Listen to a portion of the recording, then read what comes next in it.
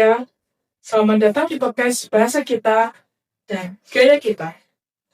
Pada episode hari ini, kita akan membahas sebuah fenomena berbahasa yang sangat dekat dengan kehidupan sehari-hari, yaitu alih kode dan campur bahasa.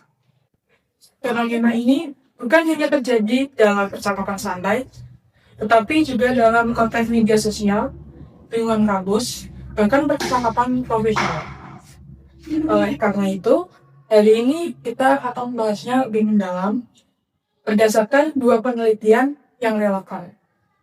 Dan sekarang di sini saya tidak sendiri, saya bersama dengan dua orang narasumber. Narasumber silakan masuk.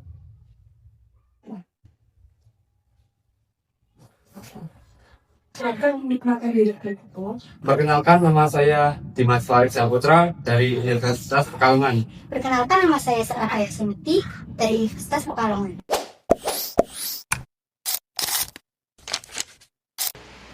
Baik, untuk para pendengar, kita mulai dari segmen pertama.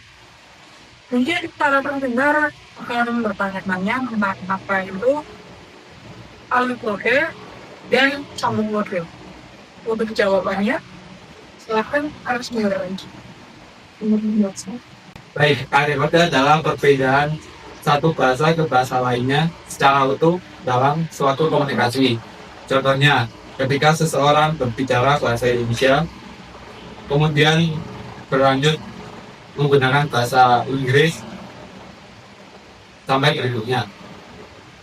Menurut narasumber kedua, Nah, sedangkan campur kode adalah menyisipkan unsur bahasa lain, baik itu untuk kata, rasa maupun bahasa ke dalam satu kalimat yang bahasa dasarnya dekat. Misalnya dalam kalimat, saya merasa kurang fokus hari ini. Itu bahasa dasarnya adalah bahasa Indonesia, tetapi ada sisipan kosakata bahasa Inggris. Baik, jadi perbedaannya jelas ya. Jika alih kode adalah perpindahan total, dan sambung kode adalah yang menyisipkan sedikit unsur lain.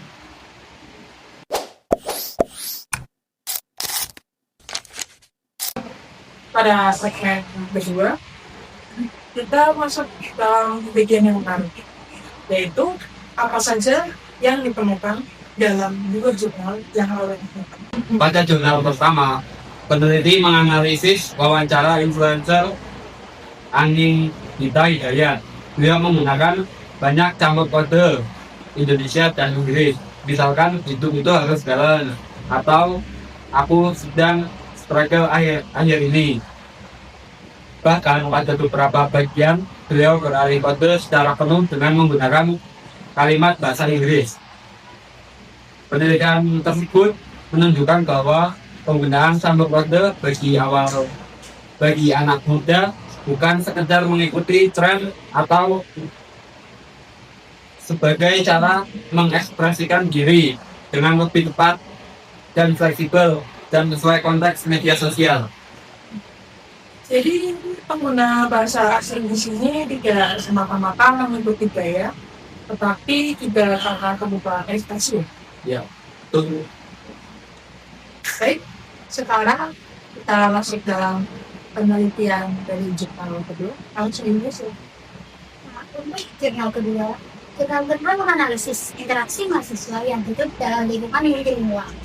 Mahasiswa sering melakukan alih kode dari bahasa Indonesia ke bahasa daerah seperti Jawa maupun Sunda, atau sebaliknya. Contohnya seperti ini tugasnya susah banget, aku bingung dengan aku. Selain itu, mahasiswa juga mencampurkan beberapa bahasa dalam satu bukuan. Contohnya seperti saya pas kali ada histori seperti itu. Fenomena ini terjadi karena mahasiswa berasal dari latar belakang bahasa yang berbeda, sehingga mereka menyesuaikan bahasa dengan lawan bicara, suasana, dan konteks percakapan. Ya, jadi mahasiswa cenderung menyesuaikan diri dengan siapa mereka berbicara. Iya, sini disebut akomodasi bahasa, yaitu penyesuaian terhadap lawan autor.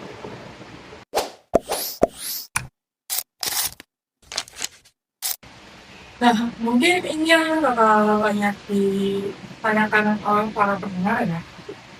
Jadi, mengapa kedua fenomena ini sering terjadi dalam kehidupan kita sehari-hari? Siapa dulu nih? Mbak Sekar atau lain? Oh saya. Untuk konteks anak muda, alasan utamanya adalah eh, pengaruh dari media sosial dan globalisasi. Yang kedua adalah kebutuhan mengekspresikan diri secara lebih tepat. Yang ketiga adalah pembentukan identitas diri melalui pilihan bahasa. Silakan Ustaz.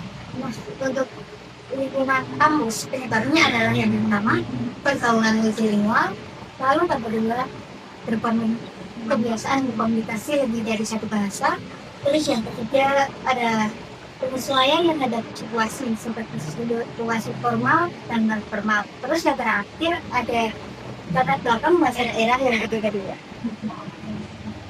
Dari kedua jurnal itu berarti jelas bahwa faktor lingkungan, lalu media sosial, lalu identitas dalam memainkan peran itu penting. Sangat apa itu?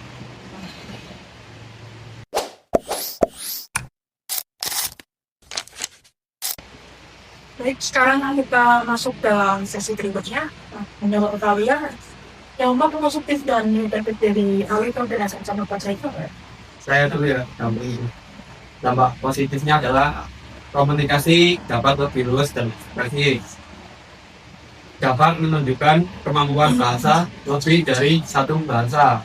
Yang ketiga, menambah variasi berkomunikasi dan dapat mempererat hubungan sosial. Untuk dampak negatif dari itu yang pertama ada ketidakkonsistenan dalam situasi formal. Terus yang kedua ada potensi menurunnya kemampuan menggunakan bahasa Indonesia secara benar. Terus yang ketiga ada resiko terjadinya miskomunikasi apabila lawan bicara tidak memahami bahasa dan bahasa sekitar. Berarti kesimpulannya itu penggunaan alto di dalam campur kode boleh asalkan dipakai dengan ya tidak secara berlebihan ya.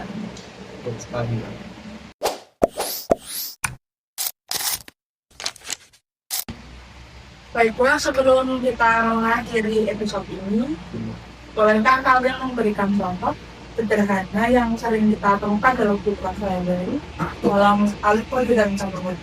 Boleh? Ya, Dulu ya. iya. Saya nanti menambahin lagi ya. Oke. Contoh dari campur kode dalam kehidupan sehari-hari, contohnya seperti waktu kita mengajarkan bahasa kelompok ya. Seperti kalau memang kita mengajarkan bahasa yang lebih dahulu, namun progresnya bisa tercapai lagi. Bisa belum? Nah, ini saya mau nambahin Mbak, contohnya. Saya itu, ini contohnya. Saya merasa ide itu kurang tepat.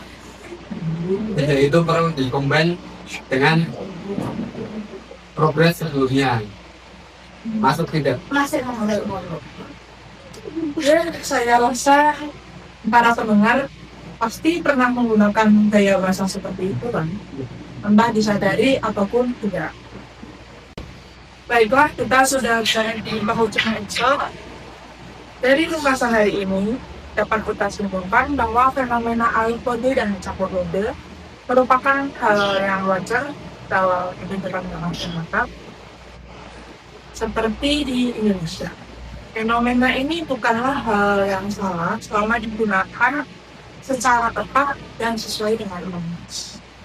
Terima kasih banyak kepada teman-teman narasumber yang telah memberikan wawasan secara tepat. Terima kasih juga, senang kita berbagi. Terima kasih juga, semoga bisa bermanfaat bagi para pendengar. Terima kasih juga kepada para pendengar yang telah setia mendengarkan podcast ini sampai dengan selesai. Tetap cintai bahasa kita, karena bahasa adalah cerminan dari budaya kita. Terima kasih.